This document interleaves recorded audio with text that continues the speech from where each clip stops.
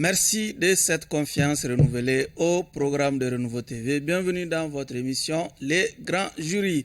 Depuis qu'il est tombé en disgrâce, il a choisi le silence et la prudence pour ne pas répondre souvent aux questions des médias. Ce soir, nous espérons que notre invité va en tout cas retrouver sa liberté de ton et son courage d'antan. Notre invité, il est le patron de l'ACRT Faso Kaolé, Issa Kaoudim. Merci de répondre en tout cas pour la énième fois à notre invitation. C'est un grand plaisir et un bonheur. Pour vous interroger, Bruno Djito Segebedji du journal Mali Horizon. Bonsoir Bruno. Bonsoir Babou, bonsoir à notre cher invité, bonsoir aux téléspectateurs, bonsoir à tous. Abdraman Keita du journal Le Témoin. Bonsoir. Et je suis Oumar B. Sidibé pour ceux qui nous suivent sur la 98.1 FM ou la radio Renouveau FM. Kaoudim, déjà votre observation sur la composition du jury? Je pense que je ne vais pas m'aventurer sur cette question, mais sauf que j'ai remarqué qu'Abdraman n'a pas son complice habituel. Oui. Donc je pense que tout le monde observe ça, mais celui qui est là aussi est un habitué, un expérimenté. Je pense que souvent il est bon aussi qu'on étoffe l'équipe. Étoffé. Bruno, Kaoudim devant nous ce soir, qu'est-ce que cela vous inspire? Je crois que c'est très bon, ça colle à l'actualité, surtout que récemment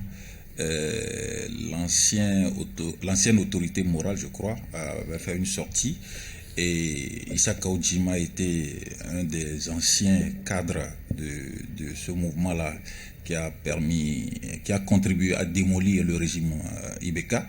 Donc si on l'a aujourd'hui sur le plateau, ça nous brûle la langue de lui poser un certain nombre de questions et par rapport aussi à l'évolution de la transition. Abdraman, nous avons encore ce soir la pertinence de sa présence ici, vous l'avez déjà évoqué. Ça fait longtemps qu'il avait lui-même annoncé un retrait. Oui. Et voilà, aujourd'hui, il réapparaît subitement comme ça. Il doit avoir des motivations pour ça. Et je pense que sa présence ici, c'est pour nous expliquer aussi tout ça. Et puis l'actualité, comme vous l'avez tous les deux évoqué, est bouillonnante. Et je pense qu'il a vraiment sa perception à exprimer. Et là-dessus, il brûle aussi d'envie de le faire. Et nous espérons qu'il va le faire sans langue de bois, avec la poigne qu'on lui reconnaît. Voilà. Kaoudim, première question. Quel est votre état d'âme ce soir? Comment vous vivez votre mise à l'écart, entre guillemets, par le colonel Assimi Goïta? Comment vous vivez ces moments, quelques mois après? Bon, l'expression, c'est votre style à vous. Non, j'ai une philosophie dans cette démarche. Je me dis, c'est pour le Mali. À un moment donné, il peut y avoir des divergences sur des questions de fond. L'État, il est ce qu'il est. Nous pensons qu'aujourd'hui, malgré les difficultés, nous resterons un soutien et pour une transition réussie parce qu'il y va du salut de notre peuple. Et donc, nous n'avons pas vu ça d'une question de personne. Oui. C'est vraiment une démarche de principe. Ça a été une école, ça a été une expérience de vivre de bout en bout à des moments où j'étais considéré comme une utopie en disant qu'il faut soutenir l'imperturbable patriote Assimi à prendre les charges suprêmes.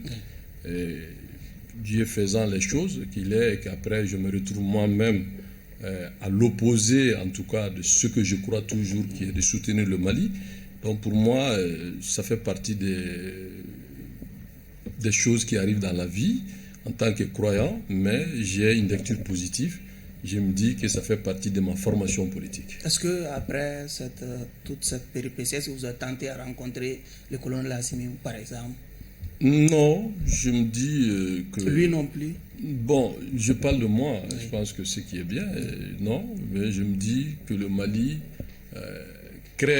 créera toujours des conditions de retrouvailles parce que nous sommes condamnés à nous entendre pour le Mali et je pense que s'il n'y a pas une question de personne, le Mali c'est pour nous tous, chacun joue un rôle et que quoi qu'il en soit, et comme je l'ai dit, les difficultés, il faut rester positif pour l'intérêt supérieur de la nation. Abdraman. Moi, j'ai plutôt envie de lui poser la question comment plutôt il ressent son siège, puisqu'il est pratiquement en état de siège depuis qu'on lui a refusé de voyager en France. Qu'est-ce que cela vous inspire aujourd'hui? Qu'est-ce que vous pensez de ça, quoi? Qu'on vous arrive, on vous refuse de sortir du pays. Est-ce que vous avez aujourd'hui encore une vague idée des motivations de ce refus-là? Si j'ai été arrêté pour des raisons politiques, je me dis aussi que c'était des raisons politiques. Sinon, un citoyen qui voyage, si on lui refuse de voyager, il doit avoir des explications motivées. Puisqu'on m'a dit qu'il n'y en a pas, et il me demande tout gentiment de rentrer chez moi, je me dis, bon, c'est leur lecture de la situation, mais j'ai estimé que c'est un abus de pouvoir. Et vous êtes résigné à l'accepter comme tel, ça? Non, ce n'est pas résigné, pas du tout.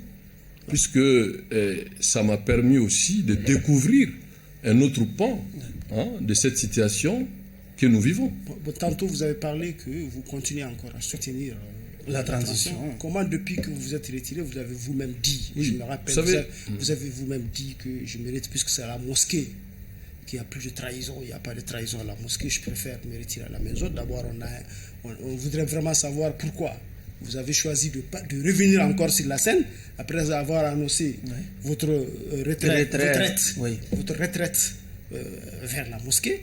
Mais comment se manifeste votre contribution à la transition, à la bonne marche de la transition? En quoi vous contribuez malgré cette retraite? Je vais quand même dire que ce n'est pas exactement ce que j'ai dit. J'ai parlé de pause. Oui. Parce que quand dans un pays qui a une tradition démocratique de décennies, et que nous avons une constitution qui est en vigueur, et qu'un homme libre, parce que je n'étais pas quand même sous un coup de décision de justice, et que j'avais un passeport, j'avais un visa, je partais pour aussi la structuration de certains partis Faso Kawele que j'avais entamé, et que quand j'ai eu, comme vous l'avez dit, des difficultés politiques, à ma sortie, vous vous souvenez très bien, j'ai rencontré toutes les forces politiques qui m'avaient apporté leur soutien, et c'était dans cette logique d'aller en France pour remercier à certains partis Faso Kawele et prendre contact aussi avec des Maliens et profiter de me reposer un tout petit peu. Pour rencontrer des officiels français également, certainement. Bon, de toute façon, ça c'est ce que vous dites. De toute façon, je suis un homme politique. La question, c'est qu'il faut respecter le principe de droit. Donc moi, vous dites non, je n'ai pas parlé de retraite, j'ai parlé plutôt de pause. De retrait. Non, de retrait pour qu'il n'y ait pas de fixation sur sa personne. Je crois que c'est l'expression. On ne va pas polémiquer sur ça. Et je pense que tout ça est une expérience, c'est une école.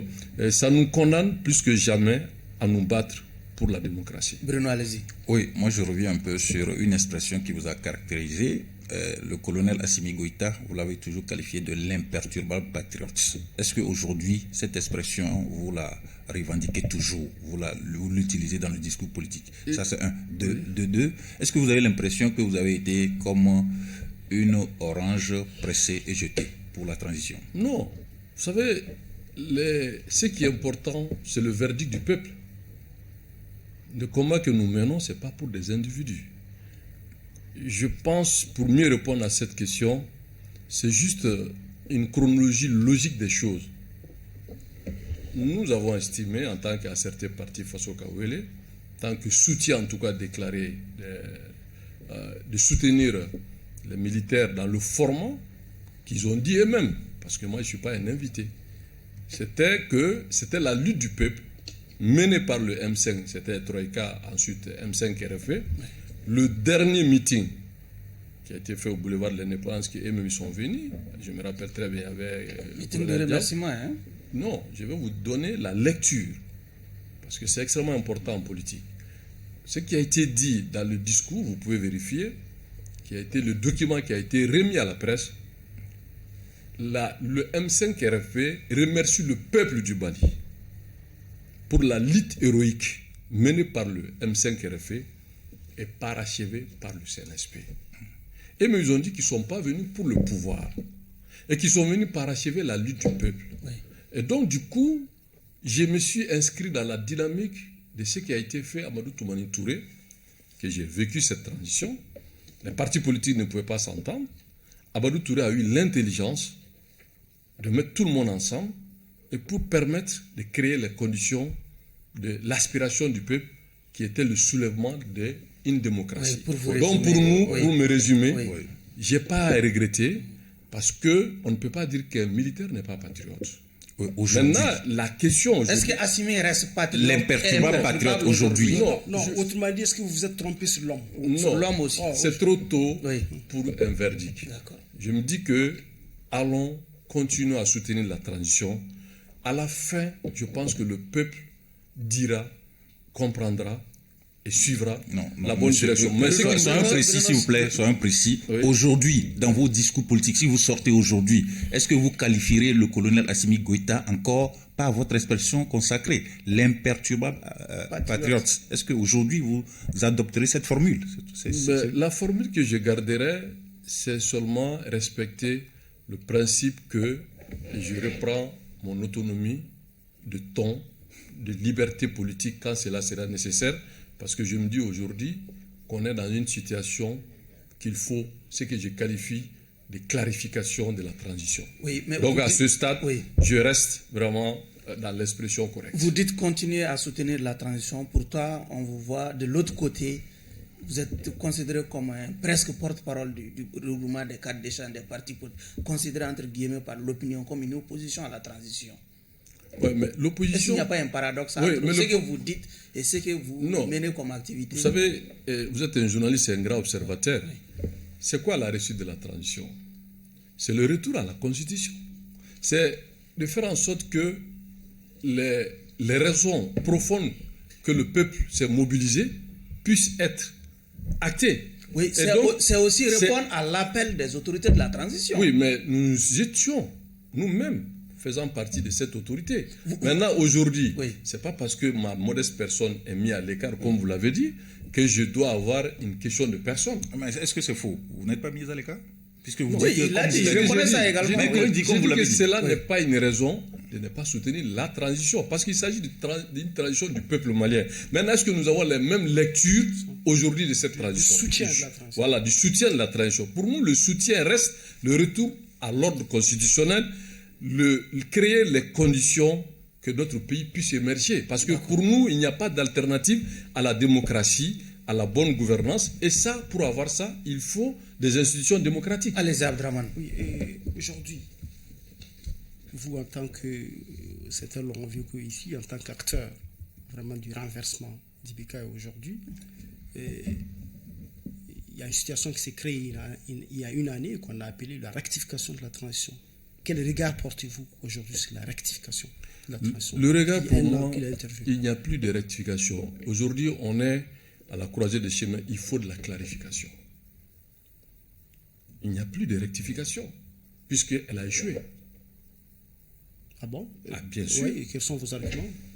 D'abord, les raisons qui ont fait qu'on a vendu du beurre aux Maliens au soleil, en train de se fondre. Je m'explique. On était parti pour une transition de 18 mois sur la base d'une légitimité incluant les partis politiques, même ceux qui ont eu leur pouvoir à renverser, pour 18 mois, qui a été endossé par la communauté internationale. Soutenu, endossé par la communauté internationale. Et après, qu'est-ce qui s'est passé? Quand l'ancien Premier ministre Mokhtar Ouane était dans le chemin de respecter ces 18 mois, j'ai eu à dire à son temps que la charte n'est pas la parole du Coran, ni de la Bible, et qu'à l'impossible ni de les tenir, que nous allons continuer à travailler. S'il y a des difficultés, qu'il faut appeler toutes les forces et de même voix dire à la communauté internationale qu'on n'est pas prêt à bâcler une transition. Ça, déjà, j'étais dans cette dynamique. Maintenant, ensuite, qu'est-ce qui s'est passé?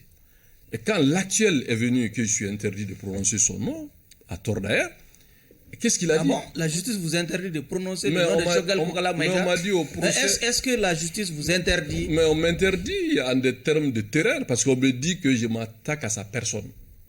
Alors si on vous dit ça, Je crois que c'est une manière de vous mettre des épées de Damoclès sur votre tête. Donc du coup, il faut être subtil. Et quand il est venu, qu'est-ce qu'il a dit? Il s'est inscrit dans la dynamique de respecter tous les engagements. Je rappelle à notre téléspectateurs qu'il s'est Choguel Kokala Maïga, Voilà. le Premier ministre. Et qu'il est dans la logique de respecter le chronogramme de son prédécesseur. Je n'invente rien. N'est-ce pas? Les propos que j'ai tenus à son temps, tout le monde le sait. Et ça n'a pas été respecté.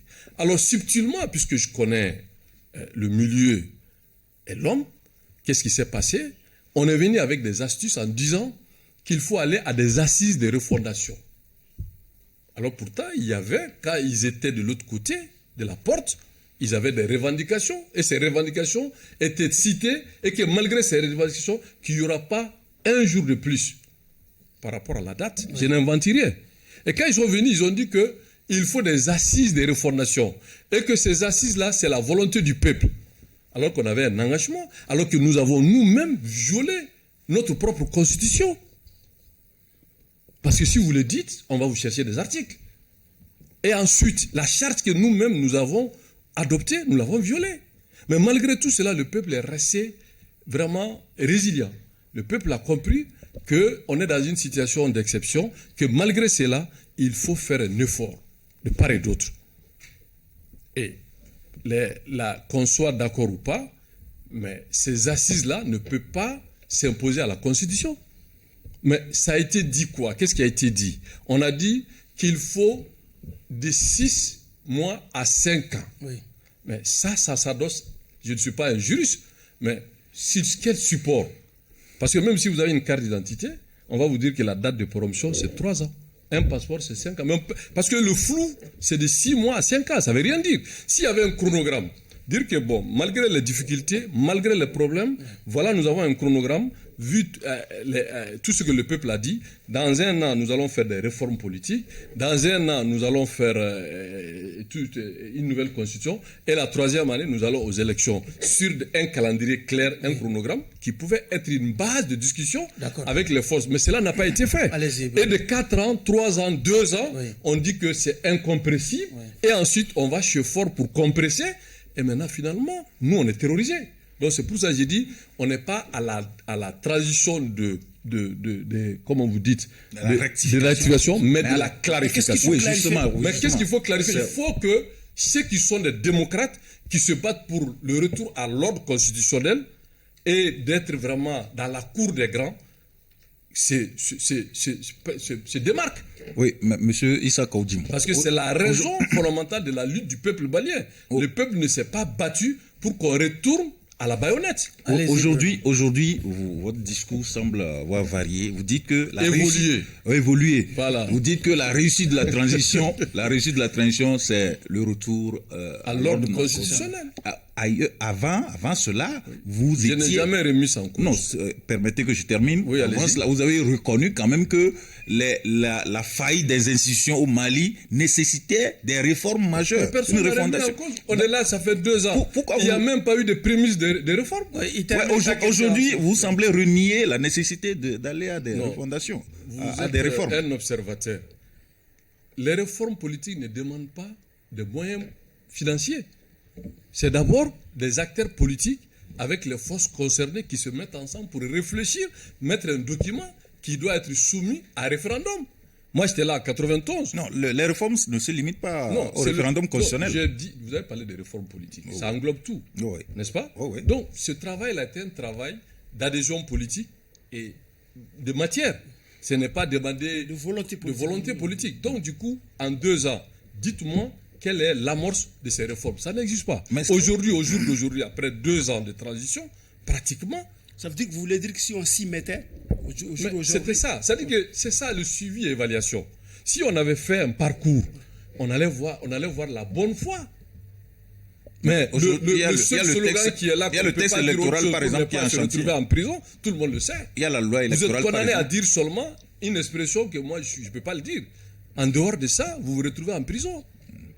Donc, tout le monde le sait. Aujourd'hui, il y a des institutions qu'il faut refondre. Mais quelle institution? Pas d'institution démocratique. le fonctionnement de la Cour constitutionnelle. Non, il n'y a pas d'institution démocratique, puisque les institutions démocratiques prennent leur source dans la Constitution. On est dans les 6 mois à 5 ans.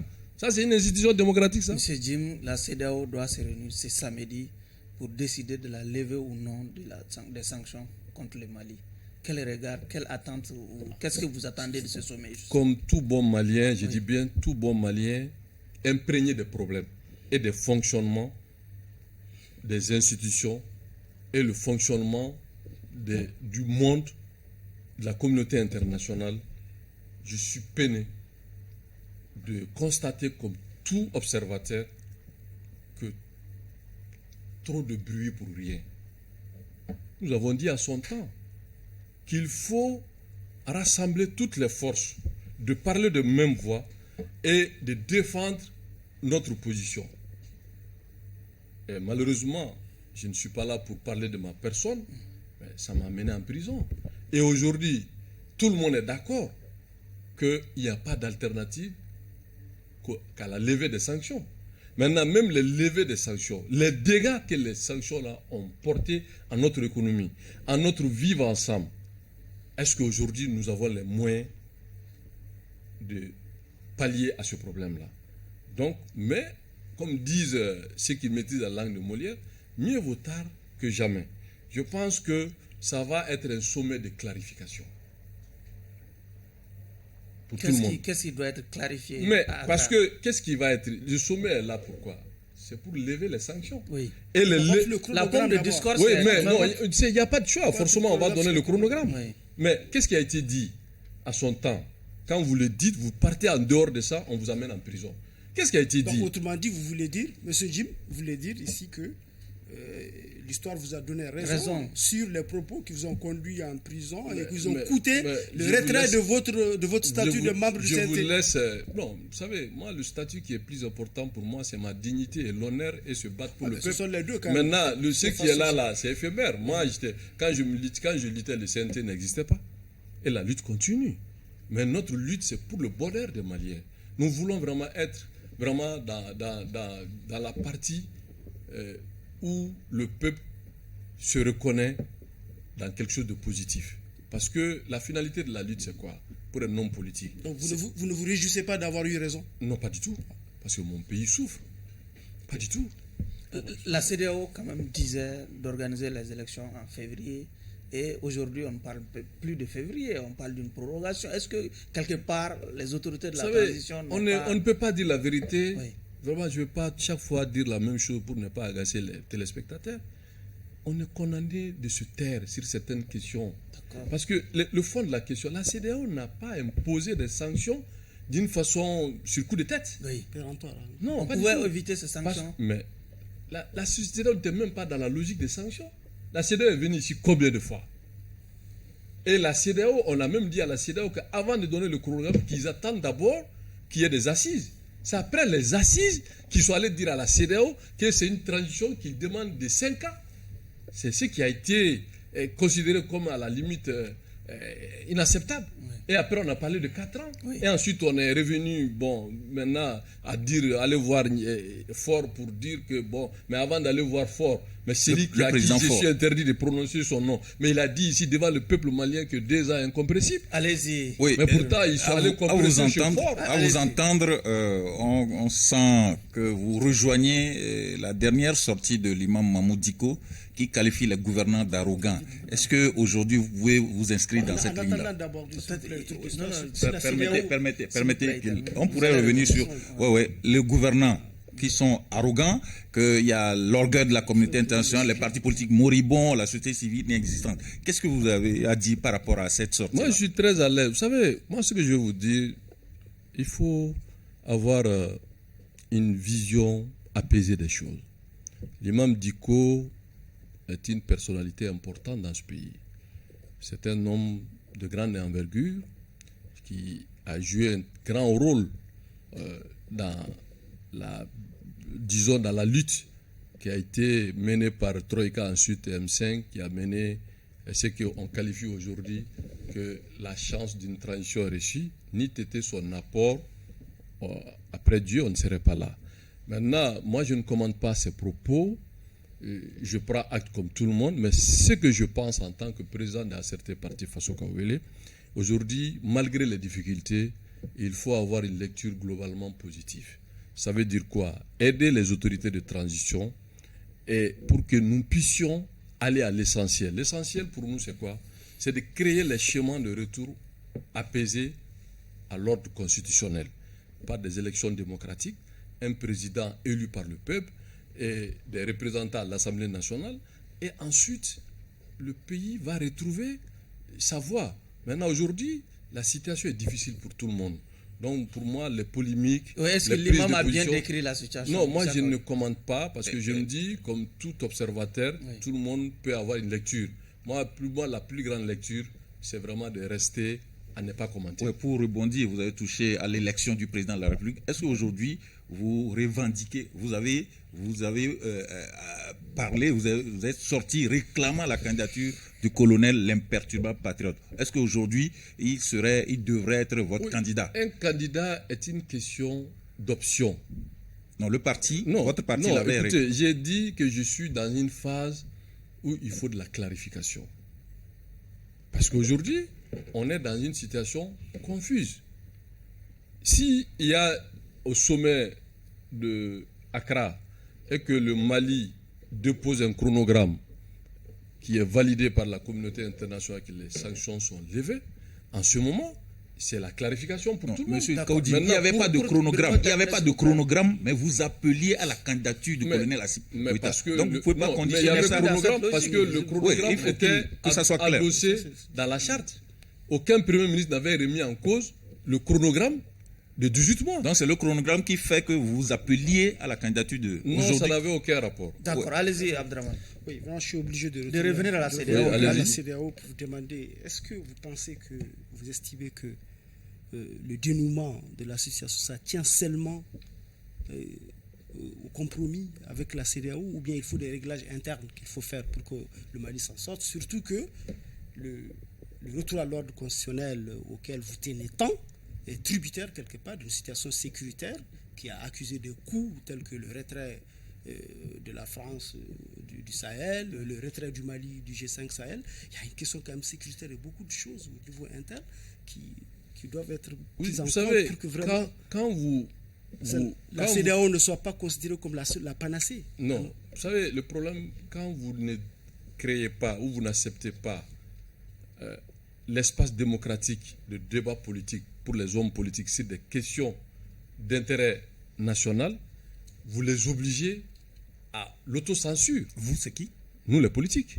Parce qu'aujourd'hui, personne ne peut dire autre discours que ce qu'ils veulent. C'est qui? Mais ceux qui sont là. Donc aujourd'hui, si vous dites le contraire... Mais ce que vous dites est contraire, non? Non, j'essaie de parler d'une façon subtile. Sinon, ce n'est pas ma manière de parler. Ah, oui. Donc du coup, on est obligé, parce qu'il est plus intéressant d'être dehors se battre que de se retrouver entre quatre murs et au motif qu'ils vont chercher des articles pour vous enfermer. Donc chat échaudé craint l'eau froide. Ce n'est pas chat échaudé. C'est-à-dire que, je vais vous dire quelque chose dans la vie. Ça pose la problématique. Est-ce que vous pensez que la justice est instrumentalisée finalement? Mais vous l'avez dit, vous. Non, mais vous l'avez dit. Non, je ne l'ai pas dit. Vous n'avez pas terminé. Je vous demande, est-ce que vous pensez que la justice malienne est instrumentalisée? Au risque de ne pas se retrouver entre quatre murs, oui. Je pense qu'aujourd'hui, tout politique, tout démocrate se pose la question, est-ce qu'aujourd'hui, l'indépendance de la justice est une garantie au Mali aujourd'hui? Donc Issa Kaoudim qui est sorti de prison n'est plus le même qu'avant. Je suis le même parce que, vous savez, je vais vous dire, il est important d'être vivant se battre que de mourir et ne rien faire. Donc chat échaudé craint l'eau froide. Non, ce n'est pas votre expression. Chat échaudé craint l'eau froide. Ne m'amène pas. Moi, j'ai vu des hommes politiques qui sont sortis ici de ce débat. Ouais. 2 jours se sont trouvés en prison. Ils sont morts là-bas. Ah bon? Oui. Ah non? Celui que j'ai qualifié plus tard, paix à son âme, de Premier ministre d'envergure. C'est sur ce plateau qu'il avait parlé. Quels sont les réglages internes en plus de la CEDEAO qu'il faut régler pour que réellement le problème... Le problème n'est pas la CEDEAO. Écoutez, le problème n'est pas la CEDEAO. Le problème, c'est nous-mêmes. Parce qu'il faut que les gens, pour une fois, que vous suscitez le débat intellectuel, contradictoire et démocratique. Moi, Ali Noundialo, on peut l'aimer, ne pas l'aimer, mais c'est un homme qui défend ses convictions. Quand on était à la lutte du M5, il dit pourvu que vous n'allez pas bouffer vos nez là-bas, comment vous allez vous mettre ensemble pour aller combattre un régime démocratiquement élu. Mais pourtant, ce même Ali Nounou Diallo qui a eu le courage et l'audace de dire à Ibrahim Boubacar qui est à paix à son âme, de ne pas demander un second mandat que ce n'est pas bon et qu'il va mener le pays dans la crise. Donc ça veut dire qu'il y a jusqu'à présent, il y a des hommes de grande envergure, de valeur, qui ont des convictions. Moi, je respecte les gens de convictions. Pour répondre à votre question, la CEDEAO, comme on le qualifie que c'est syndicat des chefs d'État, d'accord. Quand on n'est pas dedans, c'est syndicat des chefs d'État. Quand on est dedans, on dit autre chose. Au M5, vous le disiez, hein, vous-même, vous qualifiez la CEDEAO. Oui. C'est ce que j'ai dit. Oui. Mais Macky Sall nous a répondu. Il dit que c'est leur peuple qui les a élus. Il nous a dit ça ici à l'hôtel, je ne sais pas si c'est de la publicité, à Radisson, qu'on les qualifie des syndicats des chefs d'État, ils n'ont pas usurpé le pouvoir, ce qui est vrai en partie. Donc il faut que, c'est le mécanisme, le protocole de CEDEAO, mais le Mali l'a signé, a souscrit. Maintenant, ce qu'on dira après, ça c'est autre chose. Si on parle de violer les textes, que le CEDEAO a violé les textes, nous on n'a pas violé les textes ici. Mais si vous le dites, on vous enferme. Si vous avancez plus que ça seulement, on va chercher des articles. Oui. Est-ce que vous pensez que la situation, même après la CEDEAO, tout ce qu'il y a, même s'il y a dénouement aujourd'hui, levée des sanctions et autres là, et vous pensez que la situation peut se gérer avec le gouvernement actuel, puisqu'il y a un grand débat sur là-dessus, s'il faut maintenir ce gouvernement ou bien s'il faut une autre forme. Ce gouvernement a échoué. Oui. Tout le monde le sait, son échec est patent. Parce que quand vous dites 5 ans, de 6 mois à 5 ans, vous ressortez, vous parlez de 4 ans. Vous nous ramenez 3 ans. Vous partez, vous allez au CNT, vous dites que les 2 ans sont incompressibles. Et au même moment, vous partez chez Fort pour compresser. Et nous savons tous, toutes les informations que nous avons, c'est entre 16 et 18 mois. Et donc, si le chronogramme est sorti dans ça, alors, quelle est maintenant la confiance entre le nom que je ne peux pas prononcer et le peuple? Monsieur Issa Kaoudim, une récente sortie, vous qualifiez le docteur Ouma Mariko de seul patriote ou quelque chose comme ça, pour paraphraser. Vous ne parlez pas Bambara, je pense. Si, je l'ai lu, hein, c'est Mali Tribune. Le Mali Tribune du 21. J'ai dit personne ne peut douter de son patriotisme. Voilà. Pourquoi? Est-ce que vous pouvez expliquer? Vous savez, moi, je ne suis pas dans la trompette des bolcheviks, des communistes, des Madero, de tous ces trotskistes-là. Je n'aime pas les communistes, je ne serai jamais communiste. Mais j'ai du respect pour des gens qui ont des convictions. Mariko a de la conviction. Docteur Ouma Mariko. Mariko a toujours défendu les positions de Modibo Keïta. Je ne suis pas partisan de Modibo. Ce n'est pas un frélaté, Mariko. Mais Mariko a toujours dit ici que Mariko a eu à dire ici que quand on a dit qu'un démocrate ne peut pas soutenir des coups d'État, il dit qu'il y a des bons coups d'État. Je ne suis pas d'accord avec sa version, mais Mariko quand même est une figure emblématique de la lutte qui a fait partie de Moussa Traoré. Et si aujourd'hui un Mariko se cache, il y a un problème. Personne ne a peur de la justice. Hein? Parce que la justice protège tout le monde. Mais si les gens ont peur, c'est parce que ce qui se passe pose problème. Reçoit des ordres. Bon, vous l'avez dit. Allez-y. Voilà. Moi, j'ai pas envie de. Moi, j'ai envie d'aller à Paris parce qu'il y a l'été. J'ai pas envie d'aller à MCA. Voilà. Aujourd'hui, il y a une loi électorale qui est en chantier. Vous en avez certainement eu des échos. La création de l'organe indépendant. Qu'est-ce que vous pensez de cette loi électorale? Moi, je pense qu'il y avait des gens qui avaient dit que ça, c'est là que je profite. Tous mes respects vraiment à l'excellent Maître Tapo, qui avait dit que c'était de l'air. Ouais. Pourtant, celui qu'on ne peut pas prononcer son nom avait dit qu'il avait des espoirs, il peut le faire en quelques jours, quelques mois. C'est comme Bambara Togofobali, quoi. Bon, vous l'avez dit. Donc, quand Togofobali l'a dit ici, mais Maître Tapo, l'excellent Maître Tapo a dit que c'est faux, que c'est pas possible.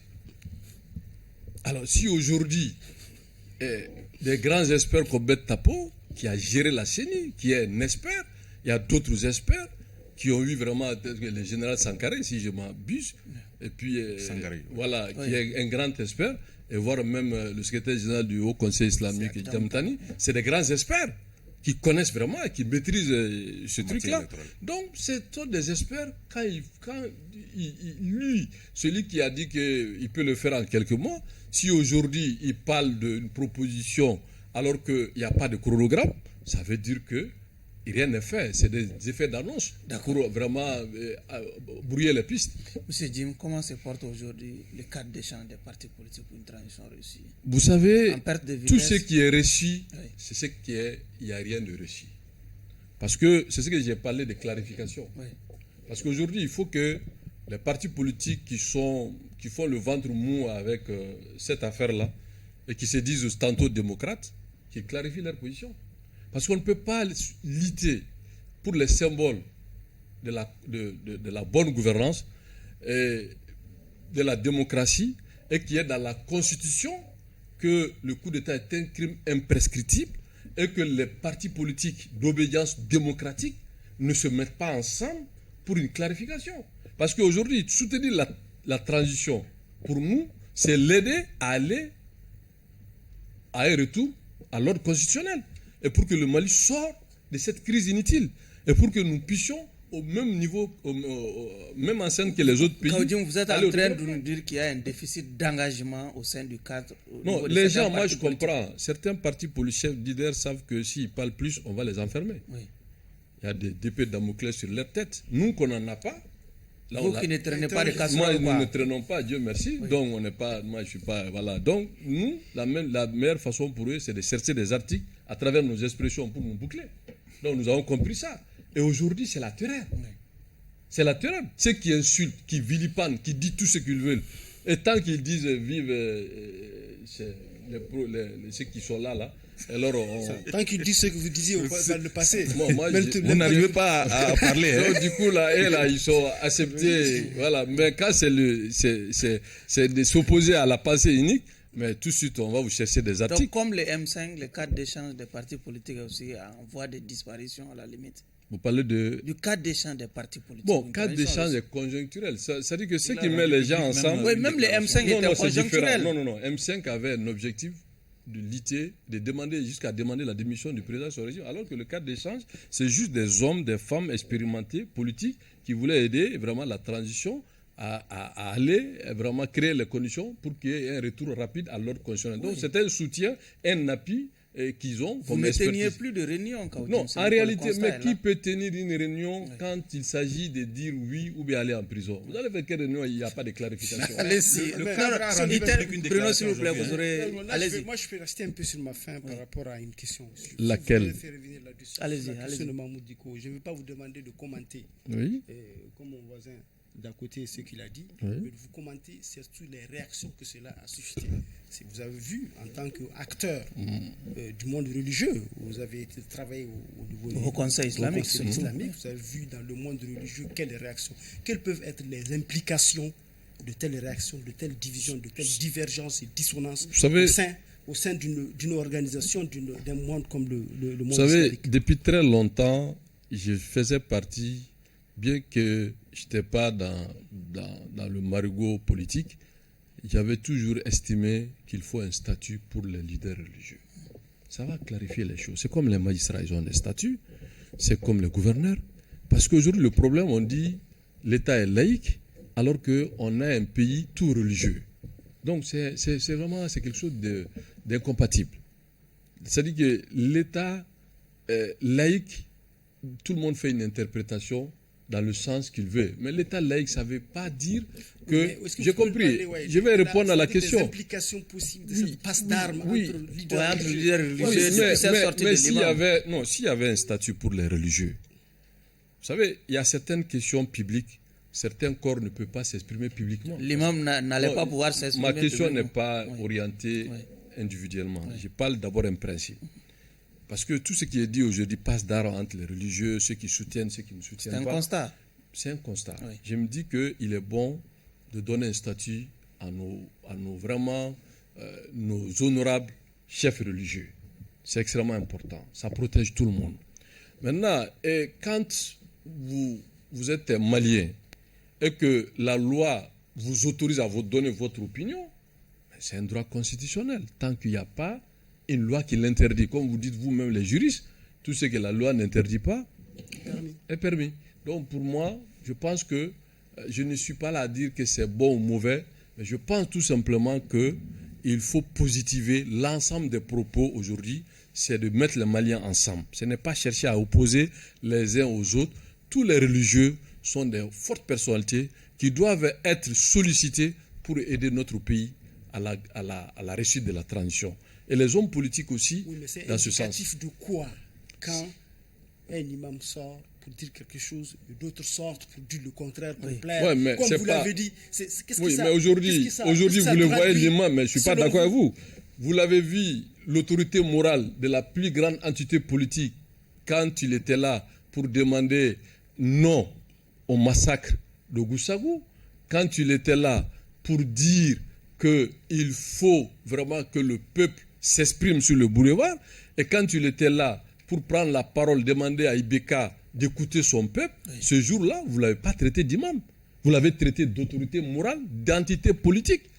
Et aujourd'hui, vous ne pouvez pas dire que vous allez lui coller le statut seulement de religieux. Sauf que certains religieux, certains autres... Mais qui ne rejoint pas sa base quand il y a difficulté. Allez-y Bruno. Allez-y Bruno. Voilà, moi je pense que même ceux qui sont là aujourd'hui, là, ils disent qu'ils ne sont pas venus pour le pouvoir. Aujourd'hui... Ils l'ont dit, non? Oui. Voilà, personne ne peut les rappeler ça aujourd'hui, au risque de ne pas se retrouver avec des articles. Allez-y. Aujourd'hui, M. Issa Kaoudim, on peut le dire, le Mali a beaucoup de difficultés avec ses voisins et en particulier avec la France. Et la France. La France, oui. Parce que vous, aux dernières nouvelles, vous devriez aller en France quand cela n'a pas été possible. Il aime bien la France. La France, la France autant que moi, jusqu'à ce que vous qualifiez la France de voisine. Oui, acteur politique. Et le nom de votre parti est assez évocateur. Hein? Oui. Appel citoyen pour la réussite de la transition. Qu'est-ce que vous pouvez faire dans cette dynamique-là pour que les liens, j'allais dire, ombilicaux avec la France soient renoués? Oui, vous savez, le Mali et la France sont condamnés à cheminer ensemble. Je vais vous donner 3 exemples simples. Notre langue officielle, c'est le français. Notre formation académique, l'éducation de l'école, c'est le français. Notre droit positif qui fait qu'on nous sort des articles, là, c'est le droit positif français. Tous les textes. Et le pays le plus important dans le monde est que le Mali, même l'aide au développement, l'aide budgétaire, le plus important pour le Mali, vient des Maliens résidant en France. Il ne faut pas voir seulement le mauvais côté des choses. Le pays que vous qualifiez des casseroles ou bien des succursales, et que j'ai beaucoup de respect pour ce pays, notamment le grand président Alassane Ouattara Ado, que je chercherai d'ailleurs, si Dieu le veut, s'il ne m'interdit pas, à aller demander une audience, à le rencontrer et m'inspirer vraiment de son leadership pour aider mon pays à se développer. Sur Alassane... Donc vous êtes candidat à la présidentielle? Je n'ai pas dit ça. Maintenant, sur Alassane, ce grand monsieur, notre voisin, qui, contrairement à ce que les gens pensent, le plus grand nombre de Maliens de diaspora vivent en Côte d'Ivoire. Plus de 3 millions, au-delà de ceux qui n'ont pas de statut. Et donc, vous pensez que ce pays-là, c'est un pays stratégique pour nous? Donc, c'est pour vous dire que vraiment le Mali et la France sont des pays qui sont condamnés à vivre ensemble. Maintenant, les difficultés politiques liées tout simplement à des choses que nous, on a interdit de les dire, est passager. Okay. C'est passager. Le renvoi de l'ambassadeur, le renvoi de ça là, vous savez, RFI France 24, tout ça là, vous êtes interdit de dire sur ça. Non, c'est pas la peine parce que la vraie version ne peut pas être dite. D'accord. Kaoudim, votre parti s'appelle Appel citoyen pour la réussite de la transition. Est-ce que vous avez reçu les récépissés de l'administration territoriale avec cette... Moi, je bois du lait. Oui. Je ne suis pas quelqu'un qui va... vous savez, le nom officiel du parti. Mais le nom officiel a un récépissé officiel. Oui, c'est quel nom? Le nom officiel de votre parti. Le nom, c'est Appel citoyen pour la réussite de la transition, parti Faso Kawele. Après la transition, votre parti après la transition, est-ce que vous avez la encore... transition, ne voyez pas la transition comme une période de passation de pouvoir. C'est vous qui l'avez dit que c'est le retour, c'est lié, c'est jusqu'à on parle de la gestion de la crise politique. Notre pays aujourd'hui cherche à voir comment rétablir un pays émergent, un pays réconcilié, un pays qui se débarrasse de tous ceux ou toutes celles qui essaient de nous imposer la terreur, que les Maliens se réconcilient, que nous arrivons à avoir un pays développé, un pays émergent, qu'on ait un système vraiment démocratique irréversible, c'est un travail de longue haleine. Donc pour nous, cette transition... Est-ce que vous ne craignez pas la dissolution de votre parti après la transition? Vous savez, on peut peut-être faire comme l'ADEMA a fait. C'est-à-dire, ça veut dire quoi? On garde l'ADEMA association et puis on maintient le parti Faso Kawele. Monsieur Issa Kaoudji, vous avez été contesté récemment. Il y a un épisode qui a défrayé la chronique ces derniers temps, sur lequel, si j'ai bonne mémoire, je n'ai pas entendu la CRT parler, c'est la tentative de coup d'État annoncée. Vraiment, vous cherchez tous les moyens pour m'amener à OMCA. Non, on veut dire si vous êtes, parce que vous êtes indifférent à la situation. Pourtant, beaucoup de partis, pas parler. beaucoup de partis politiques sont prononcés là-dessus. Et vous avez réagi par le silence. Est-ce que vous êtes indifférent ou bien même vous avez des appréhensions, vous avez des appréhensions sur Bon, vous savez, moi je préfère qu'on parle des choses globales.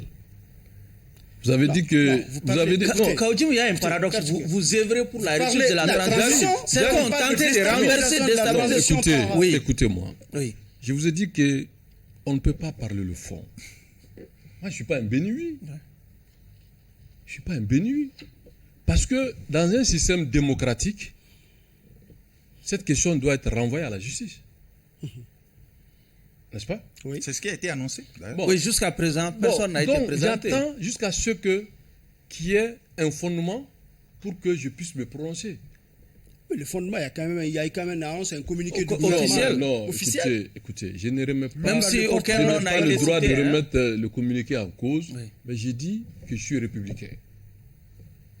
Ah, si vous êtes républicain, vous devez condamner le coup d'État. Non, mais bien sûr. Mais vous ne l'avez pas fait. Dit vous ne l'avez pas fait. Pourquoi c'est la justice qui tranche en dernier ressort. Ou bien c'est parce que les autorités même ne sont pas républicaines. Non, je n'ai pas dit ça. Ouais. Vraiment, je ne veux pas revenons à votre parti. Ah si, vous n'avez pas dit ça? Revenons à votre parti. Ah si, je vous rappelle que c'est votre dernière question. Si vous oui, votre dernière question. L'appel citoyen pour la réussite de la transition, des cadres, selon des informations que nous avons eues, des cadres de votre parti ont contesté votre leadership quand vous avez essayé de prendre la distance par rapport à la transition. Après votre péripétie judiciaire. Et ils ont voulu même vous éjecter de la tête du parti. Qu'est-ce que vous répondez? Vous savez, quand on est fort, il y a toujours des bruits derrière. Donc pour moi, c'est de bonne guerre qu'on cherche à me déstabiliser. Ça n'a pas commencé aujourd'hui. Quand j'étais à la CEMAS, j'ai entendu les mêmes bruits. Quand je suis venu à Certé, sans être des bargons vides. Bon, voilà. Donc du coup, le problème n'est pas là-bas. Ce qui est important... Vous avez senti quand même un homme important sent toujours des menaces. Sinon, sa raison d'être n'y est pas. On ne peut pas être un leader, on ne peut pas être un homme politique, on ne peut pas être quelqu'un qui impacte sur le fait politique et penser qu'on va vous laisser tranquille. Donc pour moi, ceux qui sont d'accord avec moi vont me suivre, ceux qui ne sont pas d'accord sont libres d'aller là où ils veulent, mais à ce stade, je pense qu'il n'y a aucun souci. Votre parti est infiltré. Non, bon, qui n'est pas infiltré dans ce pays-là? Allez-y. Ouais, vous dites que vous n'avez pas dit que les autorités ne sont pas républicaines, alors que récemment encore, vous parliez d'autorité de fait, vous parliez du régime dictatorial, de confiscation du pouvoir. Je vous ai suivi avec un confrère à cette rhétorique qui, pour moi, traduit un peu quelque part votre métamorphose, puisqu'hier, vous disiez tout autre chose, tel que les confrères l'ont rappelé ici d'ailleurs, des mêmes pouvoirs. Qu'à cela ne tienne, est-ce que cette métamorphose, ce que j'appelle métamorphose de Kaoudji, est-ce une véritable prise de conscience, un réveil de l'homme, ou simplement c'est une métamorphose dictée par les déboires que vous avez connus? Non, vous personnalisez la démarche. Vous savez, dans la lutte, c'est des objectifs. Ceux même qui ont juré ici devant le peuple malien que la transition sera respectée. On ne parle pas de cela, nous parlons d'Issa Kaoudji. C'est pas moi, qu'on a invité, Issa Kaoudji qu'on a invité. Il nous intéresse puisque oui, mais d'accord, il est un acteur public. Oui, mais si je ne parle pas comme ça, je ne serai pas compris parce que vous avez dit métamorphose. Non, je parle d'évolution. Parce que quand vous êtes dans la cour d'une dynamique et que les détenteurs de cette dynamique changent la règle du jeu, vous n'êtes pas obligé de les suivre aveuglément. Parce qu'aujourd'hui, nous sommes obligés de ce que j'ai dit. Il faut la clarification de la transition. Est-ce que cette transition veut aller au retour à l'ordre constitutionnel et accepter le jeu démocratique? En ce moment, nous allons nous prononcer sur le fond. Mais nous ne pouvons pas être là, être comptable d'une situation que nous ne savons pas les tenants et les aboutissants. Donc, pour répondre à votre question, c'est une évolution de la situation qui m'oblige aujourd'hui à être pas prudent, mais... À être inconstant. Non, pas inconstant, plutôt je dirais être d'évoluer. Non, ce n'est pas l'expression. Être métamorphosé. Non, pas du tout. D'être plus réaliste. Plus réaliste. Okay. Parce que dans cette situation, il faut éviter de prendre des coups mortels. D'accord. Voilà, il y a des coups, vous prenez, ça vous fait mal, mais ça vous permet d'agrandir et aussi comment on appelle ça, d'avoir plus de maturité et d'expérience. Parce que la politique aussi, c'est ça, c'est de l'art. Vous avez déjà pris des coups, hein, mortels. Ah, mais qui ne prend pas des coups? Les coups, ça fait partie de la formation. Il est temps pour le jury de se retirer pour procéder à la délibération. Vraiment, nous sommes dans le secret de la délibération. Oui, bon, je trouvais un homme quand même... Vous avez des articles? Des articles contre lui? Oui. Ah non, je ne suis pas aussi... je l'ai trouvé avec le même talent, mais pas la même poigne. Vous voyez? Et je pense que son incarcération et puis les déboires tels que je l'ai dit qu'il a eu ont dû vraiment peser beaucoup sur l'homme aujourd'hui. Et je ne pense pas qu'il ait tort de prendre une telle prudence, une telle posture prudente qui lui permet de survivre et d'être d'une demi-utilité au lieu de n'être pas utile du tout pour la scène publique. Je pense que c'est comme ça que lui-même il a compris la chose. Je pense qu'à Jim, vraiment, on a tiré de lui des perceptions très utiles et très expressives de la situation que nous vivons aujourd'hui. Et cela mérite vraiment un jugement favorable, pour moi, un verdict favorable. Et il vous revient à vous, Monsieur le Président, de voir le verdict que vous allez prononcer à son endroit. Merci Abdraman. Bruno. J'admire son courage, j'admire le courage de Issa Kaoudim, parce qu'il faut reconnaître que, comme il a démontré, il s'est refusé d'appeler certaines personnes nommément par contrainte ou bien par le fait qu'il a séjourné, qu'il a fait un séjour carcéral. Je crois que c'est un courage qu'il faut saluer, qu'il faut admirer. Cette contrainte-là, n'oublions pas que c'est l'ancien 4e vice-président du CNT qui a donné quand même, il a manifesté quand même son rôle dans ça, dans le renversement et dans tout ce qui a suivi. Vraiment, j'admire son courage, j'admire ses interventions. Avec la subtilité, c'est pas facile. Je crois qu'il s'est défendu honorablement et moi je plaide pour qu'il soit acquitté, franchement. Ok. Au bénéfice donc de ces réquisitoires favorables qui empruntent en tout cas des commentaires favorables également, le jury a été largement séduit par votre constance et votre courage, monsieur l'invité. Donc au bénéfice de ces observations, nous avons décidé de vous libérer des liens de l'accusation. Vous pouvez regagner vos camarades de la certaine façon Kaboulé. Merci. Ouais. Alors, j'ai le droit à un dernier mot. Oui. Bon, c'est toujours un immense plaisir. Je pense que je ne me prends pas la tête. Je dois toujours continuer à me remettre en cause, à travailler plus. Surtout aussi féliciter ce grand jury qui contribue beaucoup à la prise de parole, permettre aux hommes politiques, aux hommes influents de venir pour parler vraiment des questions d'intérêt du pays. Et cela vraiment vous revient comme un mérite. Et je pense qu'aujourd'hui, il faut prier pour la concorde. Il faut aller à l'essentiel. Nous sommes tous des Maliens. Je pense que ce qui nous unit est plus important, comme disait Fé Amadou Toumani Touré, paix à son âme, que ce qui nous oppose. Et je vais illustrer aussi vraiment un homme politique de sa génération, Alpha Omar Konaré, et que je n'ai pas été souvent tendre avec lui, mais avec du temps, je pense qu'aujourd'hui, je me rends compte qu'on peut reprocher beaucoup de choses aux hommes politiques étant à la touche, mais quand vous portez le maillot, vous allez vous rendre compte que ce n'est pas un travail facile. Et cet homme a eu à dire qu'à un vrai problème, il faut une solution, pas de faux fiants. Je pense que le Mali a besoin d'un vrai débat constructif autour de notre ensemble pour que nous puissions nous retrouver et pour le meilleur. Je pense que vous jouez ce rôle. Merci de me donner l'opportunité d'exprimer mes opinions politiques. C'est sur cet esprit évolutif de notre invité que prend fin ce numéro de votre émission Grand Jury qui recevait évidemment comme invité M. Issa Kaoudim. Il est le président de la CRT Faso Kaolé. Merci à vous de nous avoir suivis. Clin d'œil à tous nos téléspectateurs du côté de la commune 6 du district de Bamako.